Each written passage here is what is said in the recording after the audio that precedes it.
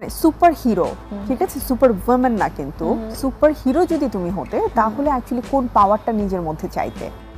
এবার টিভি প্রোগ্রামে দেখা গেল 200 দিন একসাথে ইন্টারভিউ দিচ্ছে। অপু বিশ্বাস এবং বুবলি পাশাপাশি বসে রয়েছে। দুজনে একসাথে বসে কি সুন্দর ইন্টারভিউ দিচ্ছে। প্রিয় ভিউয়ার্স, এই বিষয়ে বিস্তারিত জানতে সম্পূর্ণ ভিডিওটি না টেনে দেখতে থাকুন। উপস্থাপক অপু বিশ্বাসকে প্রশ্ন করেছিল, আপনি যদি সুপার হিরো হতেন তাহলে আপনি কি করতেন? তখন অপু বিশ্বাস বলে, আমি যদি সুপার হিরো হতাম তাহলে যারা পরকীয়া করছে তাদের একবারে ভ্যানিশ করে দিতাম। পরকীয়া যারা করছে তাদেরকে মানে একদম ভ্যানিশ করে দিতাম। আবার একই প্রশ্ন করা হয় শবনম ইয়াসমিন বুবলিকে।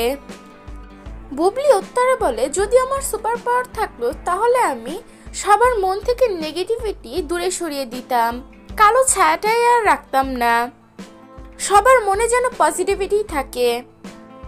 এই ব্যাপারগুলোই তো মানুষকে মানে ক্ষতি করার চেষ্টা করে, সমস্ত নেগেটিভিটি সবার মন থেকে সরিয়ে দিতে, আছে না যে এরকম উত্তর পাওয়া যায় বুবলির কাছ থেকে। আপনারা কি ভাবছেন?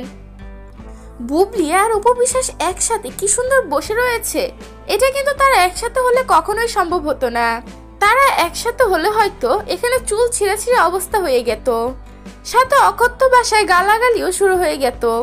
কারণ তারা সোশ্যাল মিডিয়ায় যেরকম একজন আরেকজনকে ছাড় দেয় না, তারা সামনাসামনি আবার একই সোফায় একই সাথে কিভাবে বসবে?